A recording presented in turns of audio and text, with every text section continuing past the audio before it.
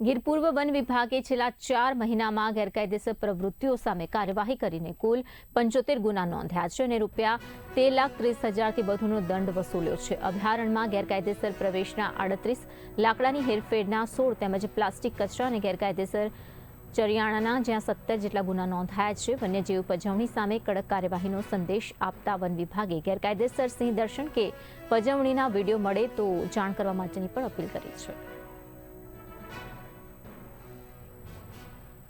ગીર પૂર્વ વન વિભાગ હેઠળ આવતી જસાધાર રેન્જમાં પ્રતિબંધિત વિસ્તારમાં પ્રવેશ કરી 3 ઇસમોને સ્થાનિક સ્ટાફ દ્વારા પકડી નિયમાનુસાર કાર્યવાહી કરવામાં આવેલ।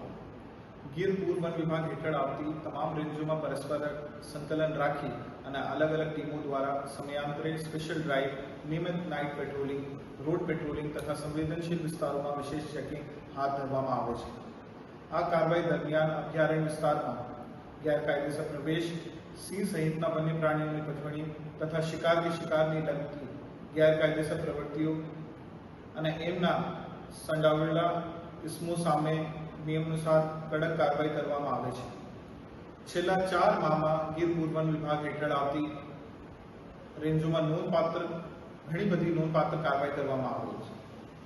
ગીર પ્રતિબંધિત વિસ્તારમાં પ્રવેશના 38 ગુનાઓ નોંધવામાં આવે છે, જેમાં સંબંધિત ગુનાઓમાં નિયમાનુસાર કાર્યવાહી કરી અંદાજિત 7,76,000નો દંડ કરવામાં આવ્યો છે। આ ઉપરાંત શિકારને લગત 8 ગુનાઓ નોંધવામાં આવ્યા છે, જેમાં 4 કેસ કોર્ટમાં રજૂ કરવામાં આવે છે અને હાલ કોર્ટ કાર્યવાહી ચાલુ છે, જ્યારે અન્ય 4 કેસોમાં નિયમ અનુસાર દંડની કાર્યવાહી કરવામાં આવી છે, જેમાં 2,30,000નો દંડ વસૂલ કરવામાં